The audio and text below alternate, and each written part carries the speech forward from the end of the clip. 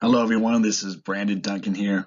Week three multimedia presentation, talking about our latest theories that we covered in our readings and whatnot. So the two I'll be covering, as you see here, we have the POTS cord and muddling through. So I'll be talking about Gulick and Lindblom's theories in public administration. So let's get into the overview. All right, so this presentation is going to cover two theorists. There'll be Luther Gulick, Charles Lindblom. Gulick's talking about notes on the theory of organization, and Lindblom will be covering his science of muddling through, going over the strengths and weaknesses of each model, and analyzing how each idea stands among 21st century examples. We have Gulick's his theory of organization. Notably, what came out was his acronym called POSCOR, noting that chief executives should be responsible for the planning, organizing, staffing, directing, coordinating, reporting, and budgeting. A key point he mentioned is that when you have too many chefs in the kitchen, basically too many managers, it makes it difficult for employees, administrators to be organized and know what they're doing. And we're just looking at how effective this model would be in certain situations. Does it hold up in all situations? And then Lindblom's science and muddling through. He talks about the roots and the branch. Ideally, we would get to the root of every problem. At the root, you're able to have empirical, statistical analysis and research and be able to interpret and review every possibility and problem you have in front of you. And he gets into the fact that we don't have these types of situations available in reality. So how do we cope with that? How do we cope with not having all the information before us? And that's what he gets into. He says we muddle through and creates a theory based on that, noted as so he has the non-comprehensive analysis, basically saying we can come to proper conclusions with proper information, but in the absence of proper information, we must rely upon the succession of comparison. So let's get moving. So let's get moving into Gulick's theory and POSCOR. As the professor said, this is a very unnecessarily convoluted acronym. It makes no sense, but it is what it is. This is what his idea of what a chief executive should be doing. Now, does that hold up today? On one hand, what are the benefits of this? Very, very organized. If you have a complex problem, instead of just running around like chickens with their heads cut off, he breaks it down step by step. Here's a checklist. Just tick off each box. You should be good to go. You should get your planning done, your organization, your staffing, directing, coordinating, reporting, budgeting. It should all coalesce into a proper procedure that allows you to get a job done, especially works for complex problems. Now, a weakness of it is you could get essentially caught up in the details, caught up in the muck of trying to report on everything, trying to coordinate everything, trying to direct everything. It's sort of a micromanagement type of tool, and there are some instances where micromanaging every detail may work, and there's some instances where you may just have to let things be.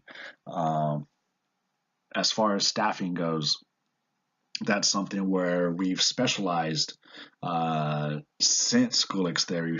We have the field of human resources. So, and human resources is focused on getting the best people and allowing them to do their best job. Would a manager have that information? Not necessarily. So maybe it might be best to specialize and delegate staffing.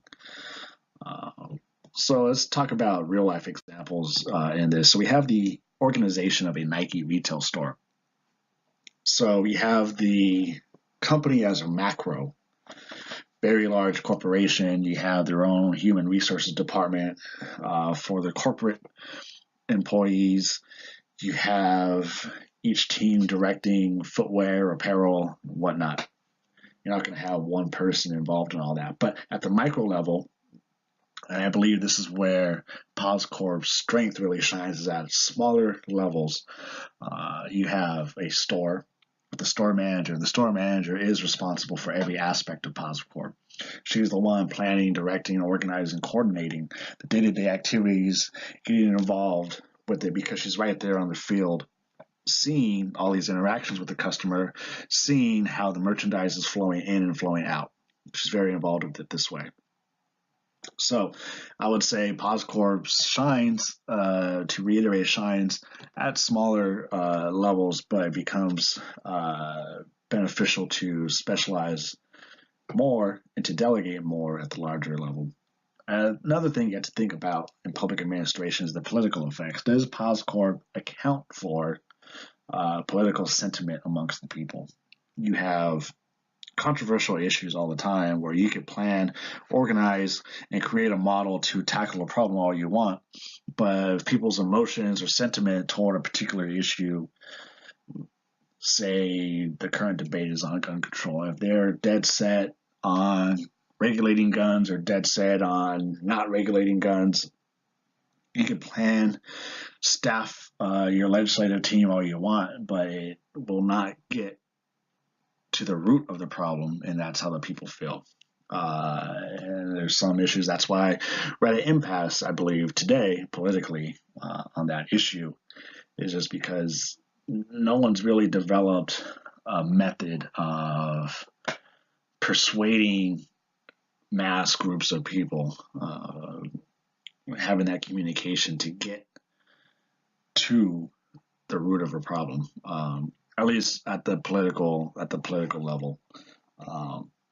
Now, does this also hold up in high stakes, fast paced situations? I'm going to talk about the raid on Osama bin Laden in the next, as an example, in the next theory, but I'll use it right here. So we have the team tasked with taking out Osama bin Laden. You're going to have your leader who's going to organize the plan, staff, the SEAL team with the appropriate people, whatnot. But once the mission begins, can you be involved with keeping tabs on the budget and reporting?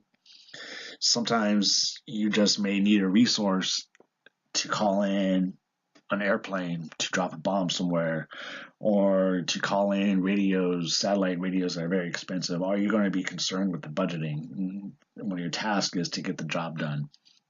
And then are you going to be concerned with making sure you have your daily report set up when you're being pursued across enemy lines?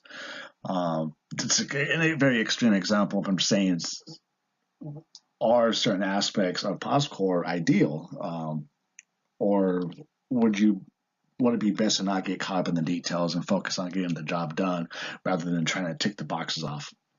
Let's get into Lindblom's model, talking about muddling. I like the word muddle, so I had to throw that in. See here we have an illustration of what he talks about, the root and the branch.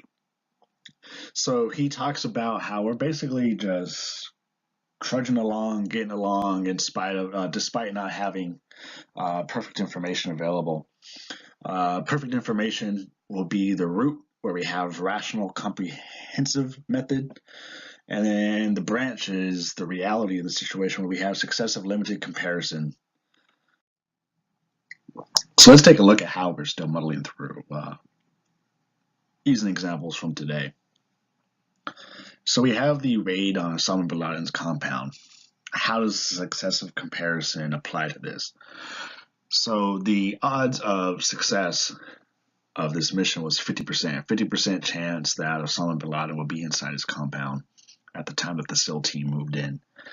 How do you make that call and give them the go-ahead to, yes, move on in? In a perfect world, ideal situation, you have drones going out, taking additional surveys, a task force team going in on foot to get visual confirmation of Osama, but time is very limited. Osama could be on the move at any time. The word of this mission could leak, and Osama could be warned ahead of time. So you have to make this call right now with the information that you have. So you rely on the successive comparison model to come to this decision. And you look at the SEAL team, they have a reputation for competence. They're highly trusted by the, among the military units. They are the elite of the elite, highly trusted, highly capable. You can trust that you could send them into a job, and even if the odds are stacked against them, they may very well come out successful. So you have that in the back of your mind as a decision maker. Okay, I have a highly capable team. If they were to move in, I trust my Department of Defense. I trust that our satellites and systems were able to get enough information, although it's not perfect. What they did gather, I trust these systems. So you're going off of previous experience to make your future decisions. In this case, it was a successful mission where they were able to find Osama bin Laden and take him out. It worked here. Now, you have the Syrian conflict where in the past, Syrian civil war, quick background, you have President Bashar al-Assad in place doing bad things to his people. Some people feel that the United States should step in, take him out, and basically put an end to this war. Now, in the past, you have sanctions where you can sanction a nation to the point where they are gasping for air and they just give up. They can just give up whatever it is that they're doing. So the United States went ahead and tried to use sanctions, and that did not work. Because they did not have the perfect information, they did not account for the countries of Iran and China creating economic pipelines, so to speak, to help out the nation of Syria. They did not account for that because we didn't have that perfect information. So that's a weakness where you have to just make that call, and going off of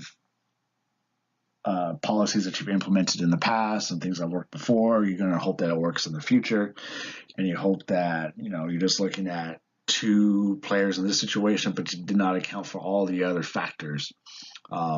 So that's where it was weak, and that's where we kind of failed in a modern day situation. Now the conflict has escalated and has been going on for years and years. I remember looking at this conflict back in 2011. 7 years later, it's still ongoing. And we still don't know what to do just because there is so much information that we do not know, we do not have. You have Hezbollah involved, other terrorist groups, and we just want to make sure that since we cannot forecast the future, we don't want to make a move and remove the president of Syria and then create a vacuum. So that is also using successive comparison where it's like, okay, that didn't work, but there have been situations where you have, we did a coup d'etat, say in Libya or Afghanistan or even down in South America, and it created a vacuum and someone worse ended up taking the place of that leader. So just using that as an example. Now you also have the U.S. recession and the recovery process, where every recession is different. You have the Great Depression, and you have recessions that are started by a distrust in gold or the dollar or whatnot. This recession was started by the banking financial crisis. Very specific issue affecting homeowners and people who had mortgages, and it also affected lenders and insurance groups. So situations, prior recessions in which certain policy may have worked back then, we cannot use a big stick to just take a large swath and apply the same policy toward every recession as if it were the same. And that's highlighted by the text where Lindblom talks about the American trying to discuss antitrust policy with the Swiss. So because the change of policy says in the two nations are strikingly different, because they have different examples to go by, the trust busting era in America and these large conglomerates and monopolies in America are decidedly different from those out in Switzerland. It may not be such an importance to break up monopolies in Switzerland because maybe these conglomerates don't have as much political and economic clout as, say, a large corporation would have in America, especially with their lobbying, the lobbying that they do. They have a large effect on policies and whatnot. So somebody from America may be more trust busted mindedness, where somebody in Switzerland may not really care about trust busting. So it brings an interesting point to this theory where, on one hand, as a policymaker, you want to establish a team where you have like-minded individuals, people who see a recession or antitrust policy the same way you do. That way you guys are on the same page, you know what's at stake, you can analyze the situation in a similar way and creates a cohesion. On the other hand, the text does mention where you also want a diversification of experience. You don't want to limit yourself to, say you're just an expert, you just fixed the Great Depression back in the 1930s. You just handled the Great Depression, you brought the nation out of it, you're successful at that. And now you're relying upon yourself and your team as experts in doing so, but yet you may find yourself struggling to get a hold on the Great Recession that happened in 2008. It's a completely different monster, and you may find that you need to bring in other people with different perspectives who may have gone through something similar or who may have looked at different research regarding this. So it's just pros and cons of having like-minded individuals on your team, but also the case for diversity. And that's all because us people, we operate on the successive comparison model.